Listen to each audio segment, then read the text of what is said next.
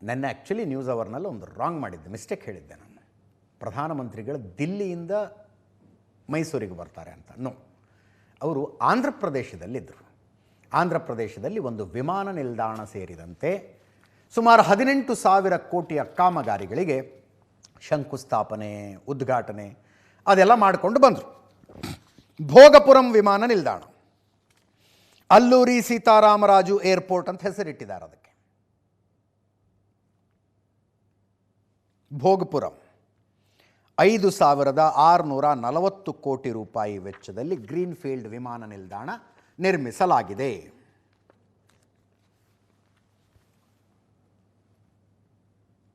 ಈ ಜನ್ಜಿ ಪ್ರೊಟೆಸ್ಟ್ ನಂತರ ಪ್ರಧಾನಮಂತ್ರಿಗಳು ಭಾಗವಹಿಸಿದ ಮೊಟ್ಟ ಮೊದಲ ಸಾರ್ವಜನಿಕ ಕಾರ್ಯಕ್ರಮ ಇದು. Rally, first rally.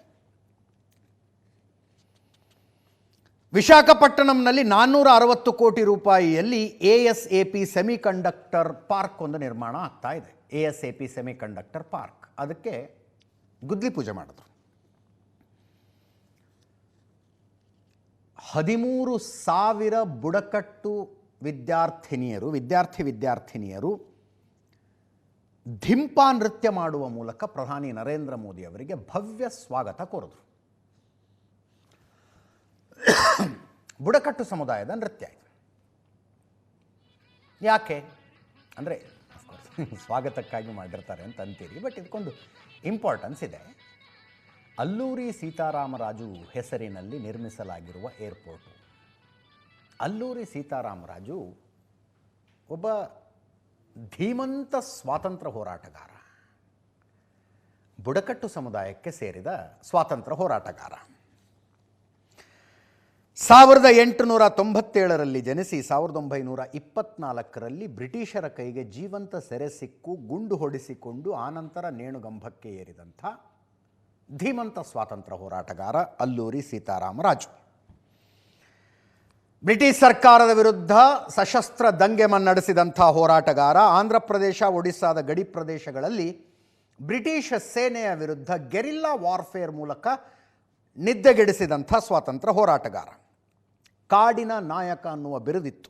ಮಾನ್ಯಂ ವೀರುಡು ಅಂತ ಸ್ಥಳೀಯ ಜನ ಬಿರುದು ಕೊಟ್ಟಿದ್ದರು.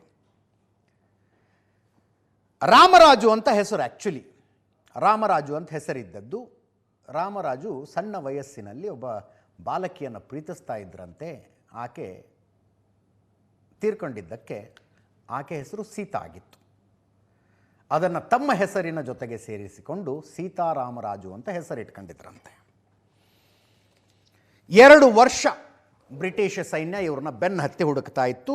ಫೈನಲಿ 1924ರಲ್ಲಿ ಚಿಂತಪಲ್ಲಿ ಕಾಡಿನಲ್ಲಿ ಬ್ರಿಟಿಷರ ಕೈಗೆ ಜೀವಂತ ಸಿಕ್ಕಾಕ್ಕೊಂಡ್ರು. ಮರಕ್ಕೆ ಕಟ್ಟಿ ಗುಂಡು ಹೊಡೆದು ಆ ನಂತರ ಅದೇ ಮರಕ್ಕೆ ಅಲ್ಲೂರಿ ಸೀತಾರಾಮರಾಜು ಅವ್ರನ್ನ ನೇಣಿಗೇರಿಸಿದ್ರು ಬ್ರಿಟಿಷರು. 1924 ಮೇ 7ನೇ ತಾರೀಕು. ಈ ಕಾರ್ಯಕ್ರಮದಲ್ಲಿ ಪ್ರಧಾನಿ ನರೇಂದ್ರ ಮೋದಿ ಮಾತಾಡಿದರು, ಚಂದ್ರಬಾಬು ನಾಯ್ಡು ಮಾತಾಡಿದ್ರು, ಆಂಧ್ರದ ಮುಖ್ಯಮಂತ್ರಿಗಳು. ಕೇಳಿಸ್ಕೊಳ್ಳಿ. हमारे आंध्र प्रदेश के पास हमेशा से विकसित भारत का ग्रोथ इंजन बनने का सामर्थ्य रहा है. आंध्र प्रदेश के विकास के लिए हमारे प्रयास डबल इंजन की स्पीड से आगे बढ़े. इसके लिए मैंने आंध्र के लोगों से डबल इंजन सरकार का आशीर्वाद मांगा था और आज चंद्रबाबू नायडू जी के नेतृत्व में, पवन कल्याण जी के नेतृत्व में एनडीए की पूरी टीम आंध्र प्रदेश के लिए डबल स्पीड से काम कर रही है. I am asking one thing.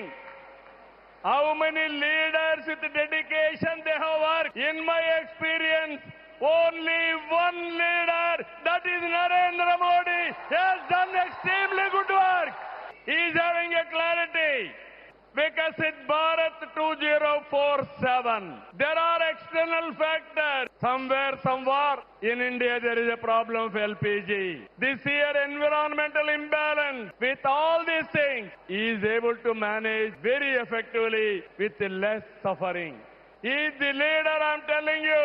India is going to become 2047 #1 country in the world. It is possible with Narendra Modi ji. Always I am saying one thing. right man, right time, right place is the blessing. Nation is blessed with his leadership. I am appealing entire nation. You have to think only one thing. Without Narendra Modi ji, we cannot imagine 2047.